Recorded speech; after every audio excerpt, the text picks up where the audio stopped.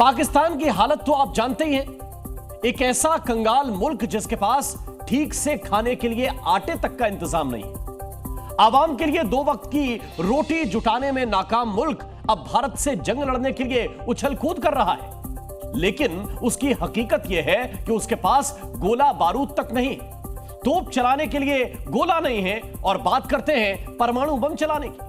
आज पीओके से तस्वीर आई है कि 2 महीने के लिए आटे का स्टॉक किया जा रहा है। सोचिए, आटा है नहीं और डींगे मारते हैं परमाणु अटैक की। नेता तो नेता, पाकिस्तान के राजदूत भी अब जंग को लेकर गीदड़ भभकियां देने लगे हैं।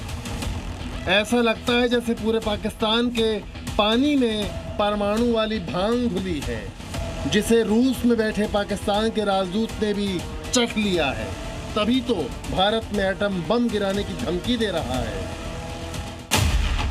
पाकिस्तान के राजदूत महोदय जुबानी परमाणु बम चलाने से पहले ये तो देख लेते कि किस देश में बैठकर भारत को परमाणु युद्ध की गीदड़ भभकी दे रहे हो।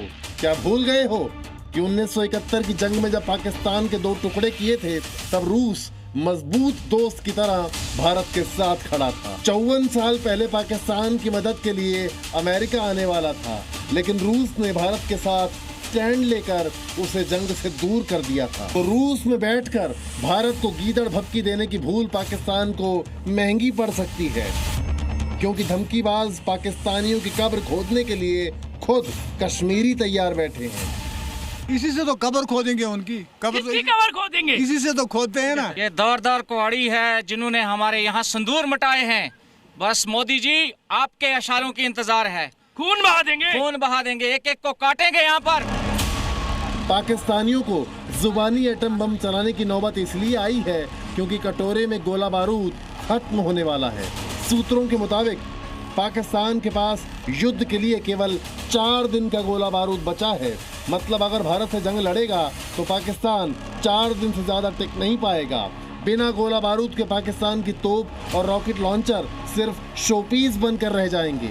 मान ले कि 4 दिन यानी 96 घंटे तक मुकाबला कर भी लेगा पाकिस्तान, तो उसके बाद के 4 घंटे में भारत की सेना पीओके में तिरंगा लहरा देगी। आर्थिक स्थिति का असर पाकिस्तान की सेना की तैयारियों पर भी जाहिर है, दिखाई दे रहा है। पाकिस्तान के पास जो आर्टिलरी के शेल्स थे, टैंकों के शेल्स थे और दीगर अम्यूनिशन जो ज़रूरत पड़ती है फौजों को युद्ध लड़ने के लिए, वो उतना नहीं है। जब से ये यूक्रेन रशिया युद्ध चल रहा है तो अपना इसने काफ़ी आर्म्स एम्यूनिशन जो है वो ब्लैक में यूक्रेन को बेचा है और उस करके उसके रिजर्व्स काफ़ी डिप्लीट हो गए हैं। आतंकिस्तान खुद ही अपनी कब्र खुदवाने पर तुला है, क्योंकि पड़ोसी देश ने अपनी राष्ट्रीय सुरक्षा को चंद डॉलरों के लिए बेच दिया है। खबरें हैं कि पाकिस्तान ने रूस युद्ध में यूक्रेन को अपना 3000 करोड़ रुपए का गोला बारूद बेच दिया।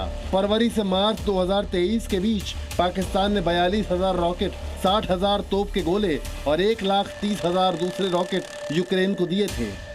कंगाल पाकिस्तान की ये डील इतनी बड़ी थी कि उसके खुद के गोदाम खाली हो गए और पैसा मुनीर की आर्मी चट कर गई। यूक्रेन को गोला बारूद बेचने से पाकिस्तान के पास कुछ डॉलर तो आ गए, लेकिन इसकी भारी कीमत पाकिस्तान की सेना को चुकानी पड़ी है। पाकिस्तान के पूर्व सेना प्रमुख जनरल बाजवा ने भी माना कि पाकिस्तान की भारत के साथ अगर लंबी जंग होती है तो पाकिस्तान टिक नहीं पाएगा। पाकिस्तान में स्पेशल कॉप्ट कमांडोज कॉन्फ्रेंस की बैठक में भी सेना के बड़े अफसरों ने यही माना है। हथियारों की कंगाली में भी पाकिस्तान अब हिंदुस्तान को आंखें दिखा रहा है, लेकिन उसे पता होना चाहिए कि उसके लिए तो कश्मीरियों की हिम्मत ही काफी है।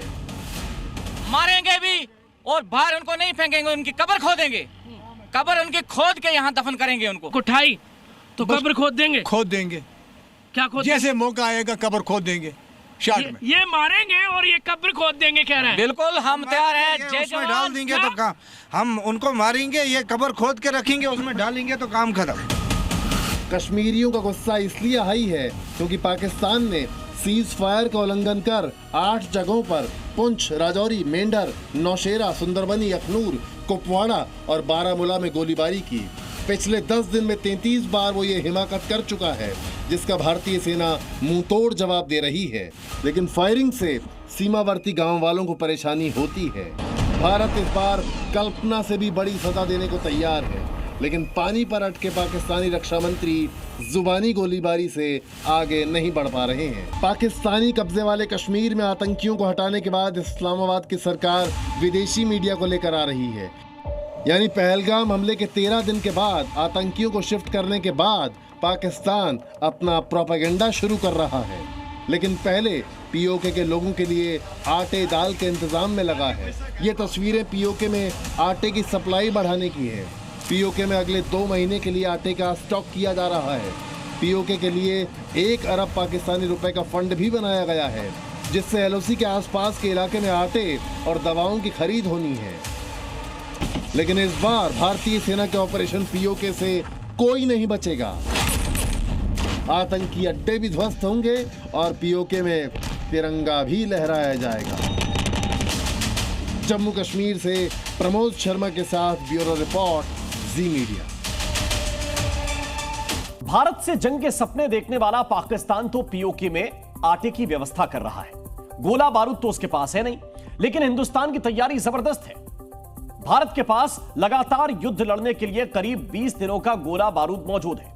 स्टॉक बढ़ाने के लिए ऑर्डिनेंस फैक्ट्रियों में तेजी से और भी गोला बारूद बनाया जा रहा है। एमपी और महाराष्ट्र की ऑर्डिनेंस फैक्ट्रियों में अधिकारियों और कर्मचारियों की लंबी छुट्टियां रद्द कर दी गई हैं। जबलपुर और चंद्रपुर की फैक्ट्रियों से सेना के लिए बड़े लेवल पर गोला बारूद सप्लाई होता है।